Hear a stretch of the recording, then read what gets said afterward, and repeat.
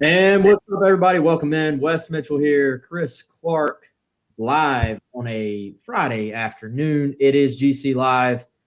Everybody's already throwing up their beer mugs in the chat, so I can tell the weekend is upon us. And Chris, we have got an easy show today because there is absolutely no shortage of things to talk about in Gamecock Nation. If you're a sports fan, if you're a South Carolina sports fan, um, dude, this weekend is loaded. If you're a South Carolina sports fan and a Major League Baseball fan, then you had opening day yesterday as well, opening weekend this weekend. You're set. So should be a great weekend. Hopefully, it will be a great show. And as always, this show is brought to you by our good friend. He is Clint Hammond of the Mortgage Network. Check him out, clinthammond.com, 803-771-6933. Clint runs the Mortgage Network right here in Columbia, South Carolina, across from Dreher High School. If you're in the market for a new home, or maybe you just want to refinance your current home and get yourself in a little bit better situation, lower interest rate, maybe save a little bit of money, then Clint is your guy. I've known Clint actually for, 5, 6, 7 years now. So I can absolutely vouch for Clint. Friend of mine, friend of the show, friend of Gamecock Central, and a huge Gamecock fan. Again, clinthammond.com, he is our presenting sponsor here on GC Live. Chris, and by the way, Chris will not be joining us next week. He's going to be out of town. So, dude, between the sports this weekend and an upcoming vacation, you've got to be pumped up over there. I'm pretty pumped up. I'm trying to. I think the excitement will hit a little bit more once I can actually get ready to go. But as you know, there's a lot to do right before that happens. But yeah, until then, going to enjoy a big sports weekend. Obviously, a lot to look at, a lot to cover this weekend. Easter weekend, obviously, spending some family time. So it's gonna be a fun and busy weekend for sure. Yeah, no doubt. So, dude, we've got commitment of Grayson Mains, the offensive lineman from Georgia, that coming out last night, Thursday night, for those who maybe are listening to this, at some point later on in the weekend. Several South Carolina football players, this will probably get lost in the shuffle, but maybe we'll have a chance to talk about it. Several guys talking yesterday, some offensive players talking yesterday. First time for several fans to hear from Colton Gauthier, who actually I tweeted the link. We'd heard a lot of that from Colton already when we had him on our show during signing day, but no surprise, he handled that situation very well. Baseball, with obviously a 3-game SEC series this weekend at Georgia, which will be an interesting test for them. We'll of course have Colin Taylor on, as we do every single Friday, 2:20 p.m. or so. And then I saved the biggest and best for last, in that South Carolina women's basketball tonight at the Final Four. That is a 6 p.m. tip-off, ESPN, South Carolina versus number 1 overall seed Stanford, in what will be certainly their toughest test of the tournament so far. Maybe even arguably their toughest test of the entire season. So that will be fun. That will be intense. Hopefully South Carolina fans are able to get off work and get home. Maybe sit down. Might even be a 2-screen experience type day. Maybe put the women's basketball team on the big screen. Maybe put the baseball team on the iPad or the smaller screen, and then go from there. But Chris, have you? It was interesting. I was reading some of our stories on Gamecock Central. Chris Wellbaum again does an outstanding job breaking down the absolute latest on women's basketball and getting you ready. It's interesting to me how when you have a coach like Dawn Staley, who is so has such a lifelong connection in women's basketball, how many of these coaches that South Carolina ends up going up against, that there is some long ingrained connection with all of them. And when it in a great article, again, you can read this on Gamecock Central. Final Four matchup pits mentor against mentee. Stanford's Tara Vanderveer there's a long history there. Staley and her have played against each other. They've been on the same coaching staff together. And there's actually a long standing tie here with Dawn Staley and Stanford as a program. Dawn Staley being eliminated as a player from the Final Four twice by Stanford. South Carolina with Dawn Staley as its coach being defeated by Stanford at one point. But then South Carolina with Dawn Staley as their coach, defeating Stanford on the way to the school's long national championship in 2017. So you had the Vic Schaefer connection last week, or earlier this week, I should say, last game.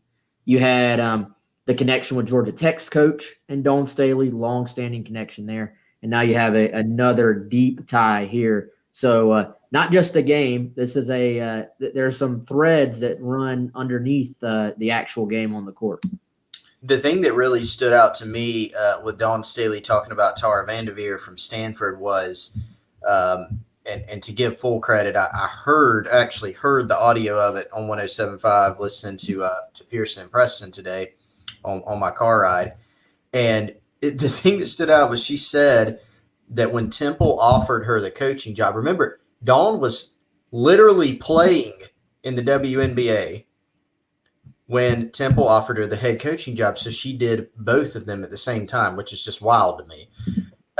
But they offered her that job. She said that she called Tara Vanderveer and asked her, what do you think? Or here's what's going on. And she said that Tara said, don't do it. And so she said she immediately took the job because she said that she's somebody who has to carry a chip on her shoulder, has to have somebody basically say, don't do that, or you can't do that.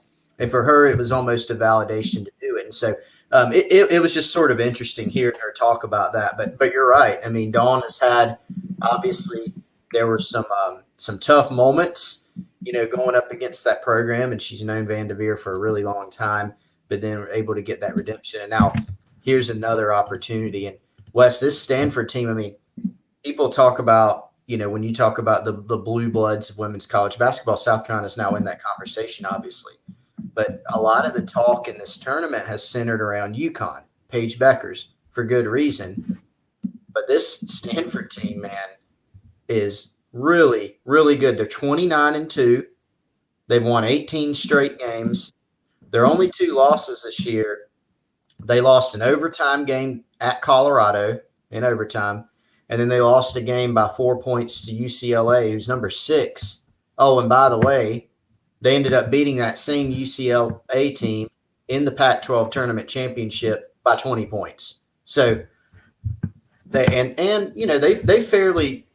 dispatched everybody in the tournament so far. Their lowest margin of victory was an 11-point win over Oklahoma State in the second round. So they've certainly they're a really, really good team. And so I agree with you. This is going to be the stiffest test for South Carolina.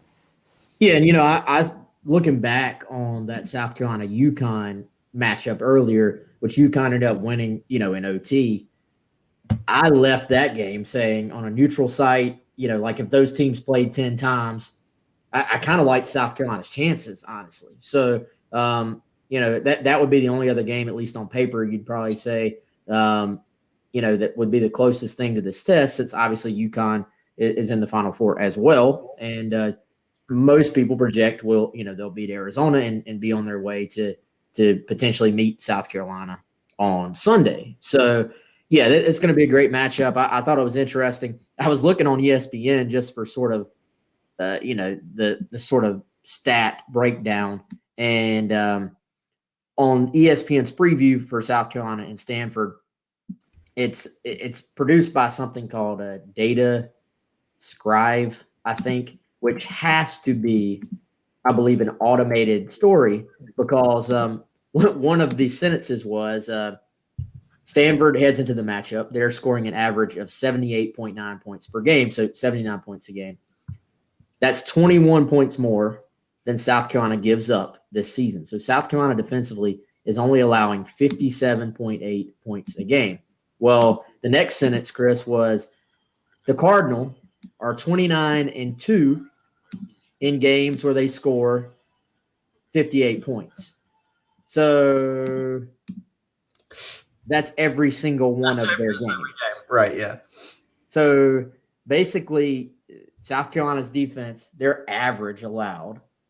Stanford has scored more than that, probably well more than that, every single game they have played this year. So it will be interesting to see what gives there, between South Carolina's defense and a Stanford offense that has probably been pretty consistent, throughout the year. The other side of this, South Carolina averages 75.8 points. Stanford gives up just 53.4.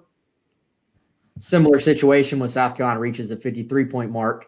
It is 26-3, so that's every game except one this year as well. So Patrick wants to know what would be the keys for Carolina to win this game. And we're going to have Colin Taylor on actually in about 7 minutes. I want to sort of tie him into the women's basketball preview as well. Obviously, Colin's going to be talking some baseball. I think, and I'll readily admit, I'm not the guy to dive into this for y'all and say this key matchup versus that key matchup is going to be the sort of like in-depth type breakdown or analysis on this. So I'll go big picture. I think for South Carolina, it's more about, just not really letting the moment get to you, because this is a group of ladies that, are now, I sure you're probably comfortable playing in the tournament at this point. They have, now that you've gone a few rounds, but all these sophomores South Carolina has, Chris, they were not afforded the opportunity to compete for the title last year because of the pandemic. And, they would have gone into last year, we believe, being the favorite to win the title. Well, but you would have been led by Kiki Herbert-Harrigan, by Ty Harris, and the pressure would have been on them, but they've done this. They've played. Well, there's going to be a little extra butterflies in the stomach. There's going to be a little extra tightness going into the beginning of this game. For me, the key for South Carolina will just be to play within themselves, forget about the fact you're in the Final Four, and just go execute and do what you do. Because early on against Texas, you look, the game on Tuesday, South Carolina came out and just executed. Was it a perfectly played game? No. Did they have some moments in the second and third quarters where there were some lapses? Yes. But they were dominant to start and they were dominant to finish. There's no way they're going to dominate Stanford the way they did Texas. But come out, don't let the moment be too big is sort of my big picture key for South Carolina going into this. Yeah, I think that's a great point. And there's, whatever you want to attribute it to, I think maybe just the nerves and not having been there. We saw in the first few games of this tournament, the slow starts for South Carolina. And there could be a lot of things that have gone into that. But certainly it looked like it took them a little while to get their bearings in each of those games, from game 1 to game 2, game 3. It took some time. Against Texas, it was much different. Like you said, they got off to a great start. Victoria Saxton right away, making several buckets to open that game. Each time Texas later would try to come back, they were able to slam the door, make some big plays, which I think showed maturity as well. So it could be, Wes, that they have sort of matured and grown even throughout this tournament. And that's the key, playing your best ball at the most opportune time, which is obviously the tournament. But that said, Stanford's a team that can mess up your best laid plans, and South Carolina, same for them. I mean, you just pointed out the stats. Both of these teams are allowing far less than, opponent averages in this game. And Stanford has, on paper, the more dynamic, offense, and they can shoot from outside. They have several people who can hurt you from three. I think they're shooting 38% as a team from behind the arc. So I think for South Carolina, the key is, I agree with you, come out, get off to a good start, dominate in the paint as you have been, limit turnovers, get some outside shots to hit, and definitely prevent Stanford from doing the same, hitting outside shots. All right, as I said, we're going to be joined shortly by Colin Taylor, our beat writer on Gamecock Central. So before we get to Colin, and like I said, we're going to circle back. We're going to get his take on women's basketball. We'll get his take on baseball, of course, and maybe a little football talk as well. But before we get to that, Chris, let's go ahead before we miss it and just go off the rails and talk about a bunch of other things. Let's talk about the commitment of Grayson Mains, 3-star offensive lineman for South Carolina, commits to the Gamecocks over Tennessee and Michigan State yesterday. This is something that I would say, you never know, right? Recruiting is always fluid, but was pretty well anticipated. We felt like South Carolina was in good shape. And, they had a visit, or he took a visit that was sort of the self-guided personal visits where, kids are going around and going on trips by themselves. They can't see the coaching staff, but they can still see the campus. He obviously has already set his official visit for June 11th and then decided to go ahead and make his pledge to South Carolina on Thursday night. So, your thoughts, Chris, on the second commitment for the 2022 class for the Gamecocks? Well, this is a situation where South Carolina got it wrapped up pretty quickly. He was offered on February 1st. He was quickly a target that Greg Adkins, the new O-line coach, identified. Upon getting to Columbia, there were a handful of offers that he dispensed. So Grayson Mains was one and quickly became a top target. And, South Carolina worked its way into the mix. He cut it down sort of to 3, like you said, Wes, with Tennessee, South Carolina, Michigan State. And really what put it over the top was this past weekend, that self-guided tour, getting to see some of the athletic stuff just from the outside because, of course, you can't go in the stadium right now in the ops building, checking out some of the academic stuff.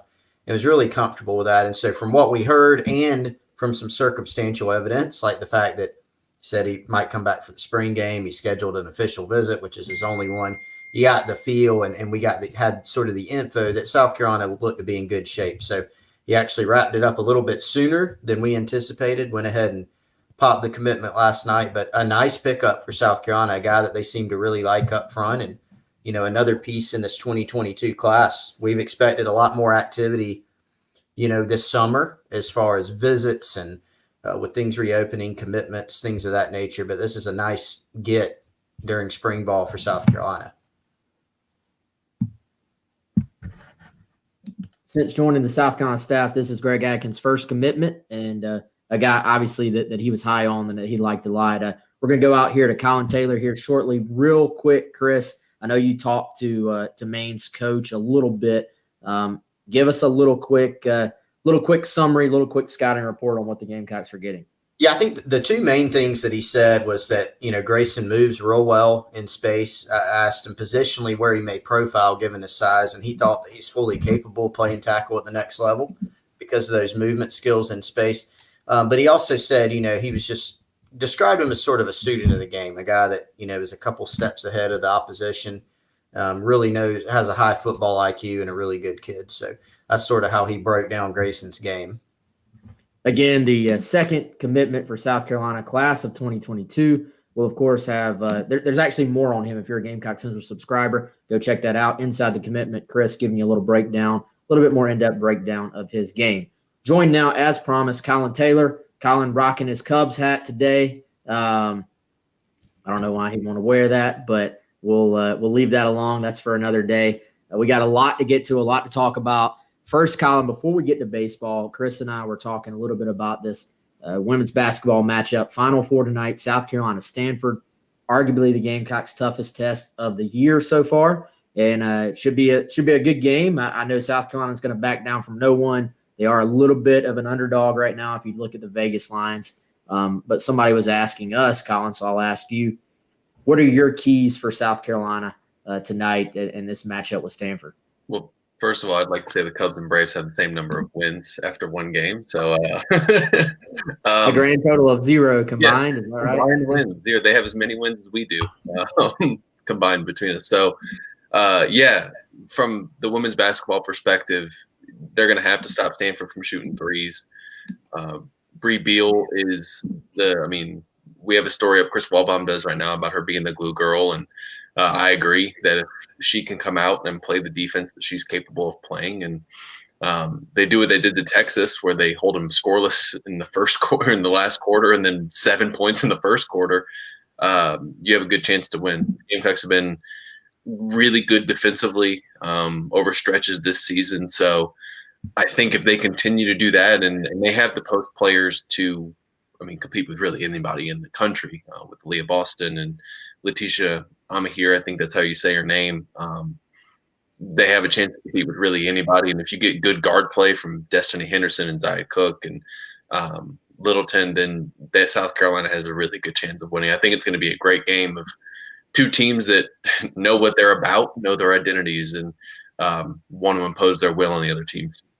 Yeah, well, Colin, if they hold Stanford to no points in the fourth quarter, then I'll buy you Cubs season tickets this year and airfare. Let's say flight too. Yeah, I don't think that's going to happen, but should be a great matchup. I think could come down to the fourth quarter, and we'll see. I think South Carolina's not going to back down from anyone. I do hope. I got to admit, y'all, I am like locked into the Dawn Staley pregame speech. I know on Tuesday, the last game, they posted that on the official Twitter for Gamecocks women's basketball. And I just thought to myself, I was like, Dawn Staley is literally born to do this. Like, she was born to play basketball at a high level. She was also born to coach and to push the right buttons and to give speeches like that. And that'll be cool to see what she has to say tonight. And we'll see if South Carolina can pull it off. So, Colin, let's switch to baseball and a trip to Georgia, which to me feels like one of those weekends where you say, okay, things let up a little bit. You know, if you're South Carolina, you played at Texas, at Vandy, Florida at home.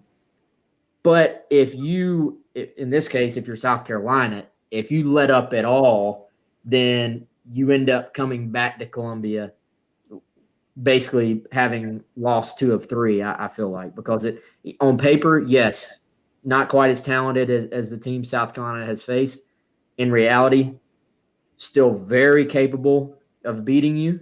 And some really, at least statistically, Georgia has 3 pitchers that have performed very well this year as far as their 3 starters go. Yeah, and it's historically a place that South Carolina hasn't played well. I think the last time they went to Athens and won was 2010. They haven't won a series against Georgia since 2013. So you're talking about the Georgia team that's, number one, has been good the last couple of years. They're not as good as they have been in previous years with Emerson Hancock anchoring your Friday night rotation, but they're a good team with really good pitching and a very weird ballpark that South Carolina has not done well at. I mean, Georgia recruits well to that ballpark to get guys that could. I think the right field fence is probably like 75 feet from home plate. It feels like sometimes. I mean, it's a short porch out there. So you need to go down there and put on a good show because these are some very winnable games over this next stretch. You got Georgia this week and then home from Missouri next week. These are very winnable games, teams that on paper that you're better than. And if you go, and win these next 2, you're in a good spot entering what is murderer's row in your schedule. So big series for South Carolina just to try and stockpile some more wins and keep this positive momentum, especially offensively, going. Yeah, just looking back, I think I'd seen a stat that just about how poor South Carolina's record was against Georgia. And I think the last 2 seasons, those being, of course, 19 and 18, 2 sweeps. Yeah. Is that right, by Georgia for South Carolina? So obviously need to get back to the winning ways for the Gamecocks. Colin, give us a scouting report on this Georgia team. I mean, what Wes mentioned, the rotation, but give us a sense of what type of team this is, pitching depth, hitting, and just what to expect out of this team. Yeah, it's a team that has some good pitching. I think they start, if my memory serves, I'm looking at it now, but they start lefties in their rotation. So it works really well for a South Carolina team that has a lot of right-handed hitters in their lineup. So they're going to have a chance to face them in terms of just matchups, good pitching. And an offense that's kind of been up and down. They've had moments of good. They've had moments of bad. I mean, as a team, Georgia's hitting 282, which is 5 points higher than South Carolina right now. But it's an offense that's very streaky. They don't hit for a lot of power. They don't get on base as frequently as South Carolina does. So it's not a group that's going to be able to do as much, put as much pressure on a team quite like South Carolina could, or South Carolina's had the last couple weeks. And if you're South Carolina, you hope that your pitching of Farr, Jordan, and then either Sanders or Carey more than likely kind of step up and hold that offense in check, and you can get enough runs to put Georgia away, especially against two lefties. Yeah, you mentioned it's TBA again on Sunday. Imagine it will be a similar sort of track to what we saw last week. That being, if you use Brett Carey, if you have an opportunity to win games, Friday or Saturday, you're going to use Brett Carey. If you don't use him, then you start him on Sunday and make sure that he at least gets to make an impact each series. I think that's absolutely the right call, smart way to go about it. But it's pretty easy, Colin, I feel like, to make that call when you have a freshman budding stud like Will Sanders. You're not forced to just say Brett Carey's the Sunday guy. You sort of have the flexibility to pitch him where he is needed most, where he can make the biggest impact. Can you talk about maybe your thoughts on Will Sanders and his first SEC start this past week and kind of the approach there? And dude, I thought, to me, Julian Bosnick out of the pen may actually be a better fit for him at this point in his career anyway than maybe asking him to start on Sundays. Yeah, I mean, first of all, Skylar Mead gets a lot of grief sometimes from fans, and some of it warranted, but he played that bullpen outside of what I thought leaving Farr and maybe a little too long on Friday night. He played the bullpen perfect and starter-wise against Florida. So, Sanders has been fantastic. Sanders, I mean, he was a guy that when the draft ended and he was coming to school, you got the sense that he could compete for a Sunday spot, the number 2 or number 3 spot in the rotation. And, I mean, he is fantastic. A guy that is effortless when the ball comes out of his hands and you look up and it's 95, 96 with plenty more in the tank over the course of his career. And if the draft wasn't 5 rounds and Thomas Farr and Braden Jordan aren't at South Carolina, you can make the case that, Will Sanders would have been your Friday or Saturday arm in this rotation. And he's a guy that has first round potential over the course of his career. And I've been thoroughly impressed with him all season, from the games at Clemson, from starting to now. And I mean, he gives you something so different now and then as you look into the future. And I think it would be cool for a guy who's from Georgia to get the start Sunday if they have to use Brett Carey and go out there and see what he can do against a team that, he picked South Carolina over because he is a home state kid, from the state of Georgia. Colin, I want to sort of stay zoomed out there from not just the Georgia series, but sort of broad, big picture. Who are maybe a few guys off this Gamecocks team that have maybe surprised you with how quickly they progressed or how much more productive they've been relative to your standards or what you expected? And then here's something, what Wes and I have sort of talked about, maybe the MVP or the most important player on this team at times. Wes has brought up even Braylon Wimmer, right, Wes, sometimes as being a guy that's been really integral to this team. Who would that one guy be for you? Be curious to get your take on that. The most shocking or most important player? Which one do you want? So it was a two-parter, and I probably asked it poorly.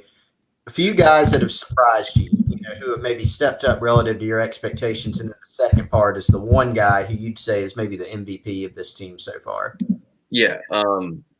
When you talk about surprises, it's probably Josiah Seitler, a guy that obviously struggled as a freshman, didn't get many opportunities last year before things got cut short, and is now your starting left fielder and batting third in the order. Just a guy that has really impressed me. Had, I think, 2 doubles or at least 1 big double against Florida in game 1. Has played pretty well, and defensively isn't a liability out there, which is what you want from a power hitting lefty at the top of the order that you need to put somewhere. So I've been really impressed with him. I thought Braylon Wimmer would be good. I didn't think he would be necessarily this good from just an all-around standpoint as your second baseman or center fielder or wherever you're going to put him.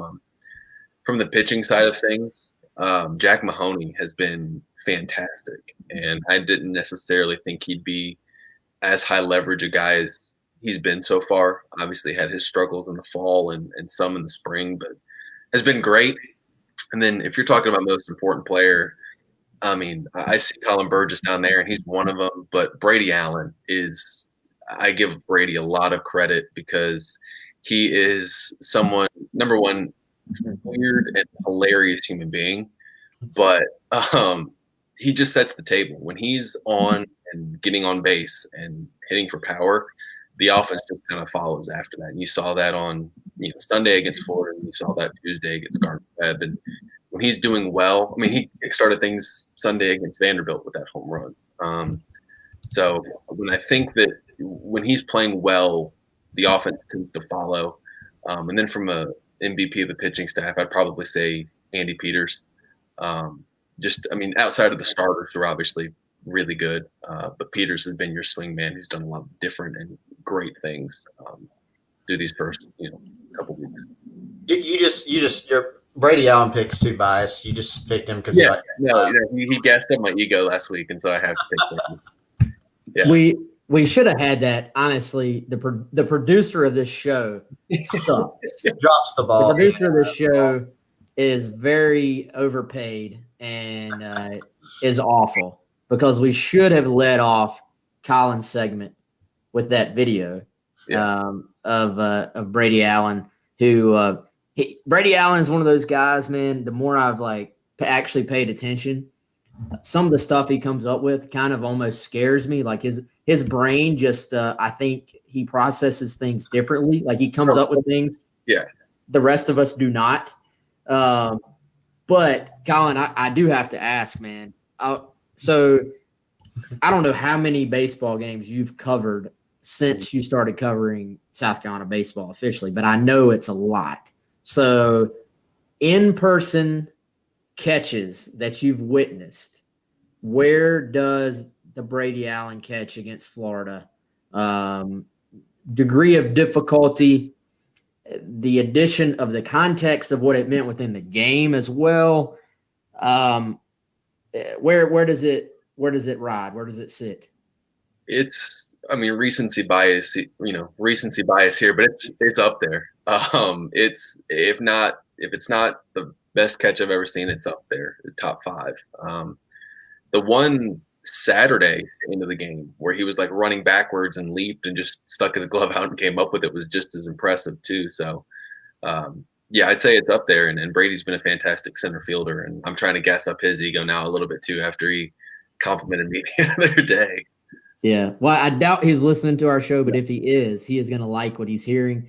And, I'll be honest. I thought he was a solid center fielder, but not a dynamic center fielder. And he's been very good. And most impressively would be his sort of just reckless abandon to just go. A lot of people say they would throw themselves into the fence like that to catch a ball, but to actually go do it in the moment, with the game on the line, literally, very, very impressive. And he's one of those guys to me that's just, stuck it out in the program as a veteran, has had his ups and downs as far as his personal performance, and now, is playing very, very well as a veteran leader on this team. And if they make a run, he'll be a big reason for it.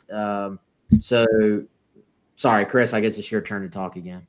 I think it was actually your question, too. But Colin, I'm looking actually through, so I'm putting you on the spot, and I hate when people do this to me, so I'm going to do it for a revenge. Do you know what are Colin Burgess's runners caught stealing stats? Do we have a stat on that? We should. It's got to be somewhere like 99.9%. It's up there. I think there's only been 3 guys that have stolen on him. I can't find it, but I cannot think of many. He absolutely has been. He gunned down the one guy, absolute seed from his knee. He's been gunning out people left and right. And I don't remember if it was that one or another one. I think in the Vandy series maybe, but he got a guy for the first time all season. He's been absolutely tremendous back there. All right. Do we want to know? Of course. Yeah. We want to know. Okay. I'm looking at it. 11 of 20, but I think some of that's inflated. He's So in SEC play, the SEC play number is impressive. 7 guys have tried to steal on him. He's thrown out 5 of those. No. So that's it's pretty good. I'm good. Yeah. Pretty daggum good. Pretty good. Yeah, he's one of the best. South Carolina's had their struggles the last couple of years in terms of just finding a consistent defensive catcher, and Burgess has been fantastic. And he's like the perfect, like, everything you think of when you think of like a college catcher, just like short and grimy and tough, and just like has this like hair that's like never been washed and a goatee or mustache. It's just, he's everything you think of in terms of like college catcher.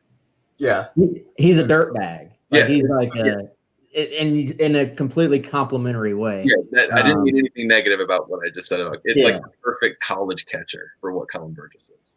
Colin, should I bust out my nickname for Burgess? I don't know how many people. I like it. I'm too young to understand the reference. It may miss the mark, but we've got a lot of people in the chat that are in my and Chris's age bracket. So we're gonna try. All right. Did anybody back in the day? And God, I hope y'all did. If not, maybe this was just like something that was in the vortex of my childhood. But I watched these movies probably 1,000 times when I was a kid.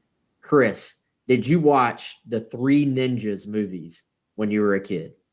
I saw them a couple times. I didn't watch them Yeah, I saw them. Okay. Familiar. So somebody on the chat is going to go with me here. All right. The Three Ninjas movies, the youngest kid, his name was Tum Tum. And he was the shortest one. He always had like a Twizzlers candy in his mouth. And in the movie where they played on the baseball team, I can't remember if it was the first one or the second one or the third one. This was a highly regarded trilogy. He was the catcher, and he'd be catching with like candy in his mouth. And he was like the tiny, just sort of tough, ran his mouth. He was the dude, basically, among the three. And to me, watching him hobble around out there, him now being Burgess, hobble around out there, be shorter than everybody else on the team, but probably the toughest guy on the field. Every time he does anything, I'm like, that's my guy Tum Tum. That's like all he needs is a Twizzler in his mouth, basically, and he's Tum Tum. Well, I think my favorite Colin Burgess moment was like, just speaking to that, with like there was a moment in like late in the first Clemson game where some dude struck out. He got rung up looking, and he's arguing with the umpire, and Burgess is like 2 feet from him, like laughing and pointing at him to the dugout, like, get a load of this guy. And walking off the field, like to the dugout after the ump rang him up. But my favorite one, and I did not notice it until the other day. You know how who is it? John Boy did the breakdown, right, of the Florida guy grabbing his stuff on the home run. And I did not notice until I'd watched it maybe a second or third time over there cackling at it, that Burgess had stepped back from the plate and it, like was towards the pitcher's mound and was just staring the guy down the whole time. Yeah, it sounds like giving him a big stare down from third base to home. And it was almost like, okay, all right, if that's the route we're going to take there. And then obviously the rest is history. Yeah. So I can't tell you how many words said when Andrew Eister not only tied the game but tied it in the bottom of the 14th inning with 2 strikes and 2 outs in the middle of a 5-hour game that had me there until 1:30 in the morning. I'm very glad that South Carolina won that game 3 pitches later. I didn't have to be there for 7.5 hours watching South Carolina and Florida play until 4 a.m. No doubt. So I think we got a couple of people that are on board with me. Not many, but a couple that are on board with me on the chat. I will say I also like about Colin Burgess, he very dirty mouth when he gets fired up from what I see on TV. But you gotta have that. You gotta have that guy. You got to have that guy. He's the guy. If there is a brawl, maybe is not taking many people out because he is, a little bit shorter. Which I can say that as a verified short guy over here. But he's the guy that is like right out there in the front, agging on the brawl. and then that brings his bigger friends and teammates into the mix. I think, but you gotta have a guy. He'll like kick some shins, and he'll scrap his way into a few. All right. That's where we're gonna cut off the short jokes right there. But all right, Colin, let's reel it back in. South Carolina, Georgia this weekend. What do Tum Tum and the Gamecocks need to do to get this weird Georgia just bad mojo off their back and beat the Bulldogs? Because I can tell you, these Gamecock fans on Twitter, they've been very happy and excited for a couple of weeks now, but they can turn very quickly. So the season, baseball is a roller coaster, right? What do they need to do to continue on the positive side of this roller coaster? Take advantage. I mean, keep things up offensively. Just keep doing what they're doing. I know I saw someone mention in the chat about opposite field power, and they were hitting the opposite field a lot, and that'll really play into their advantage this weekend. Like Georgia's right field is such a short porch. You are able to just tee off if you can get a ball up and go yard there, and that'll be big. I think hitting more at a far on Friday night's going to be huge. If they can win Friday night and you have 2 games with Brandon Jordan and then either Will Sanders or Brett Carey on Sunday, that's huge. And just keep doing what you're doing from a pitching staff standpoint. Keep going to the opposite field offensively. Play clean defense. I mean, all the stuff you hear every week, cliche stuff, but the offensive approach needs to stay as right where it is, and they should be pretty fine against Georgia, I think. Dude, that's normally the final question, but I completely slipped my mind earlier. I got to ask, how surprised were you by Thomas Farr's sort of just loss of command out of nowhere on Friday? And I know he sort of battled through it and gave him a chance, which you give him credit for that, but that's not something I expected from him coming out, as the Friday guy. I hadn't seen him do that in the past. Were you surprised by that? Was it just an off day or any explanation? Yeah, I mean, it just seemed like one of those off days for him. I think he went out there really amped up, knowing how big that series was and the fact that this was his first home SEC series start.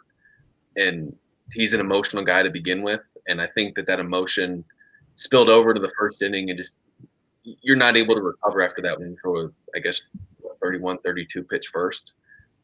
So if it happens again tonight, then you might start to say you're a little concerned, but Farr's proven on multiple occasions how good of a pitcher he is. Shoved it down Clemson's throat. Same with Vanderbilt. I'm confident that he'll be able to do something similar against Georgia. And if not, you have to start asking those questions. Colin, good stuff as always, man. We appreciate the time.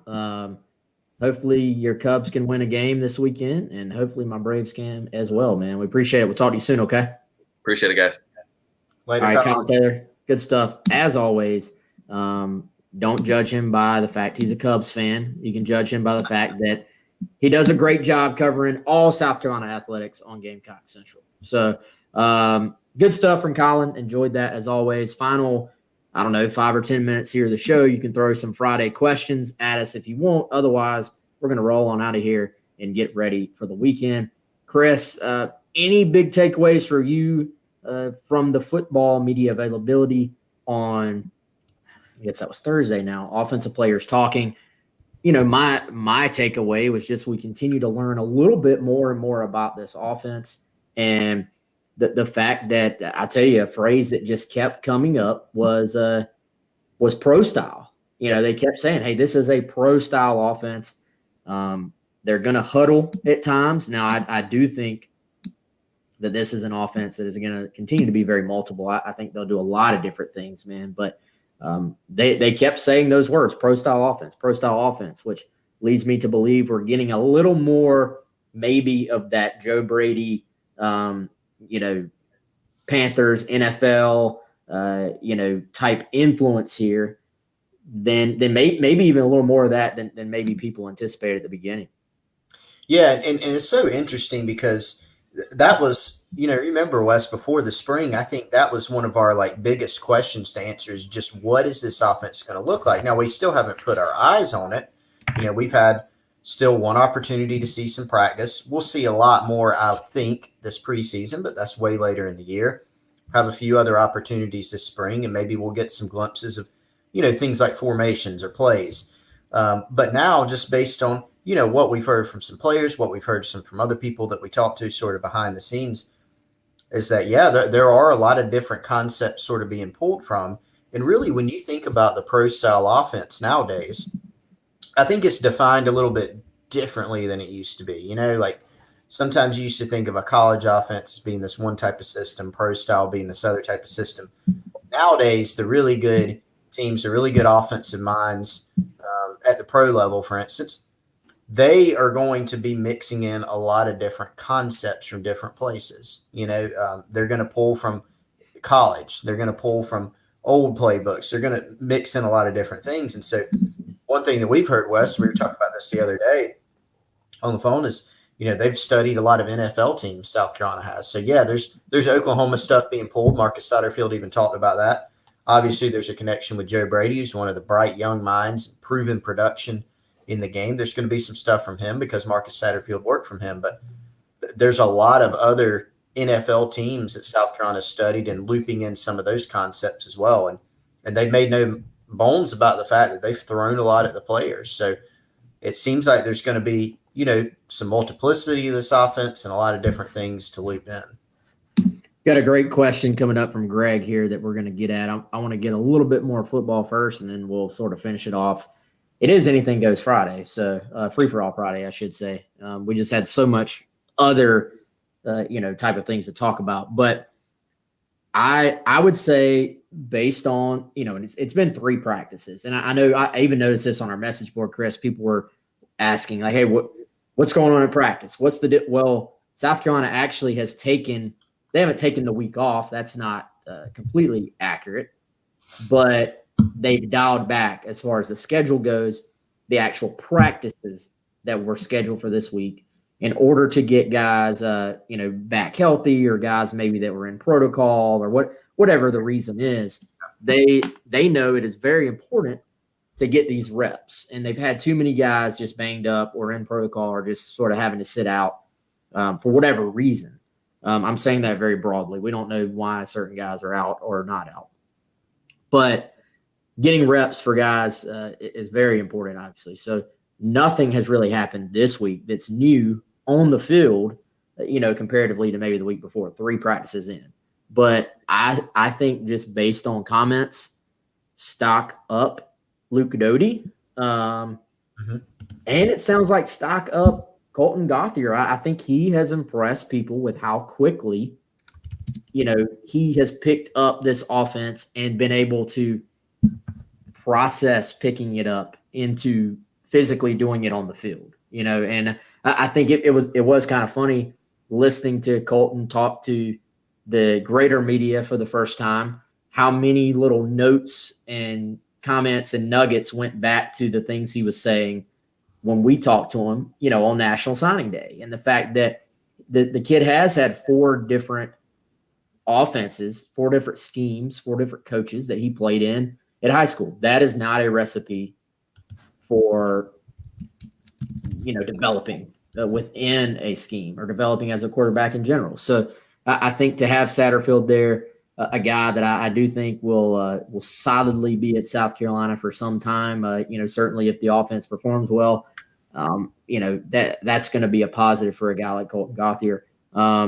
You do sort of feel for Jason Brown because he's not off to the start he wanted, but not of any fault of his. He missed the first practice with what was deemed, an illness, and now is just sort of having to adjust from, what they were calling more of a true spread to more of a pro style deal. I tend to think, Chris, when, as you pointed out, pro style doesn't mean what it once did. I think we think of pro style traditionally as being like under center. A lot of what we saw from Bobo last year was like a more traditional pro style type offense at times.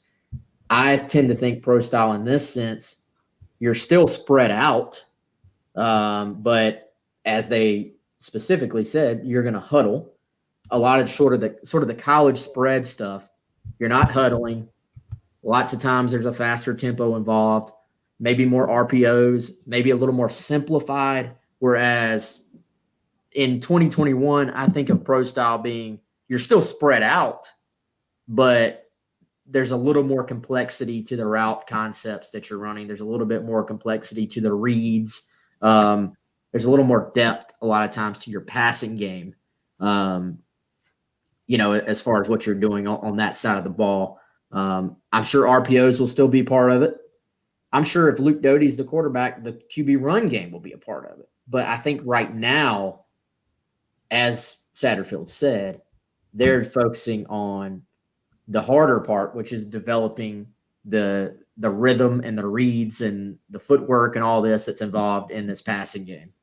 Yeah, and he talked the other day about narrowing down the playbook and what you take into a game, but to build up the system of what South Carolina wants to be, obviously they're looping in a lot of different concepts, and Shane Beamer and Marcus Satterfield and us, and of course just talking about the offense and what it's going to be, multiple. I mean, and that's in a lot of ways what you want to be, what you have to be nowadays. You want to be able to do everything. You want to have, ideally, you want to be able to run the football out of different looks, and you want to be able to pass the football downfield and in the short game, and you want to be able to have quarterback run elements.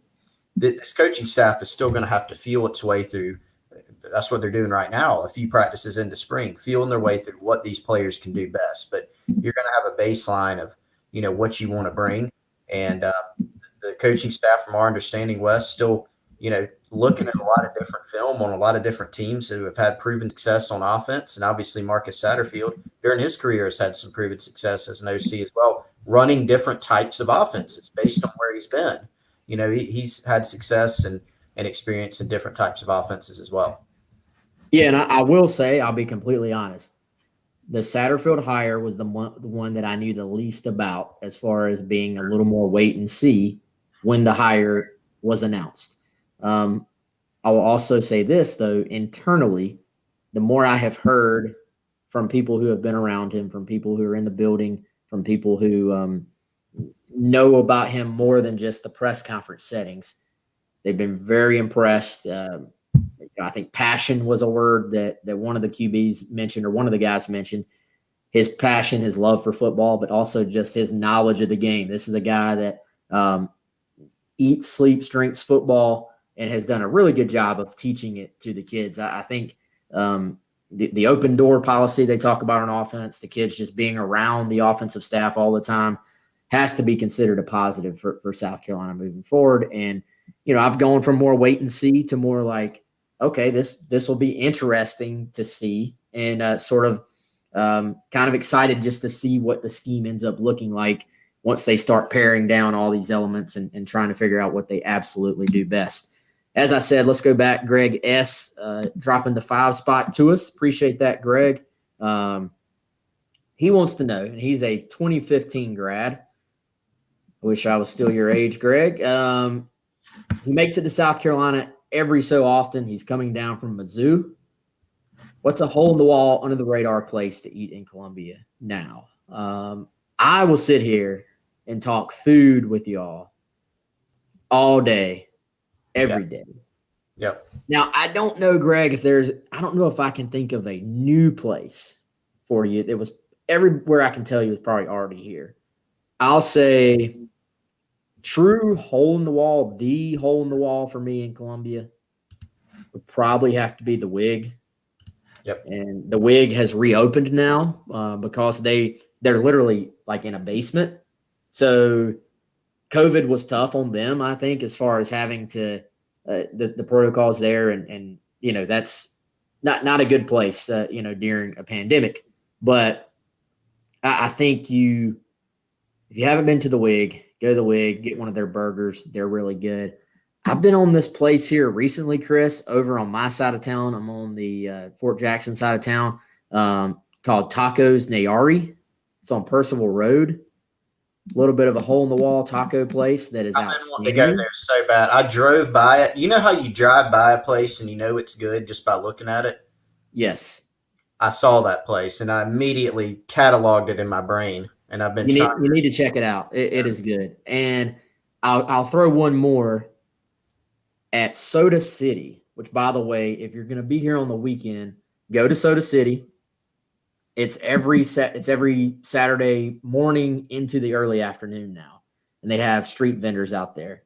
There's a place called Thai Street Food. I think that's all. I think that's what's on the tent, and they have some of the best pad Thai I have ever had Nice. in my life. And it's right out there on the street. Really cool, great spot to grab some lunch. So that would be my 3 off the top recommendations. You got anything, Chris? Can you top that? So I don't know if I'll top it. So Greg probably won't like mine as much because obviously I'm more on the Irmo side of town. So I'm going to go with what I'm a little bit more familiar with. Don't get downtown as much. I rely on Wes for my recommendations there. Not hole in the wall, but still small. Real Mexico is one you got to go to for Mexican food. You mentioned your taco place there, Wes, that I want to try, but Real Mexico is absolutely incredible off of Bush River Road. So right off the interstate, close to downtown. And then another one out in Irmo is Fire and Spice. It is incredible. It's in a little strip mall in Irmo on Woodrow. Go there, get anything. Doesn't matter what you get. It's going to be good. They have jerk chicken. They have barbecue. They have a Cajun jerk chicken sub that is absolutely awesome. Anything you get there, Fire and Spice, check those guys out. That'd be my recommendation. And no sponsors involved here either. These are complete off the top, true recommendations. And let's see. Our buddy Lou Antonelli says Still Hands or River Rat. And dude, I'll say this, all of the breweries I'm a fan of in Columbia. Columbia Craft, I really like their beer. There's a new one I talked about actually a few weeks ago in West Columbia, Savage Craft Ale Works. I was losing the name there for a second. Really cool venue. Really like the outdoor sort of atmosphere area. But yeah, Greg, I don't know, man. Hopefully that helps you a little bit. Those are some good ones. I'm trying to think off the top of my head if there's anywhere else new. Cinnamon Roll Deli is my spot for if you want like a breakfast sandwich. Very packed on Sundays, but they're good. And I'll tell you what, Upper Crust, not a hole in the wall, but go check out Upper Crust. They have great pizza. Definitely one of my favorite sort of newer-ish pizza places in Columbia. There's certainly a lot of pizza I like here, but one of the better ones, I think. And yeah, Gamecock Russ, I agree. They should sponsor GC Live. Anybody listening involved with any of those companies or any companies, hit up me and Chris. We do actually have a couple of sponsorship spots available. We don't take on just anybody. It's got to be like a fit. But if you are a listener or a watcher or a chatter, hit us up. We can probably figure something out. All right, that's the hour mark. Chris, you got any closing thoughts, man? No closing thoughts, man. Looking forward to the weekend. Ought to be a fun one. Hope everybody enjoys it. Be safe. Enjoy the sports. Enjoy the family. Yep. Hey, y'all, appreciate the support. As always, it's been a fun show. Hopefully y'all agree with that. It's been fun for me. Been fun for Chris. For Chris, I'm Wes. We'll see you all on Monday. And by then, we may actually be talking about another South Carolina women's basketball national championship, because if they win tonight, they'll be playing on Sunday. So by Monday, we'll already be able to talk about it. Hopefully that'll happen for the Gamecocks, and hopefully we can talk about it on Monday. We'll see you then.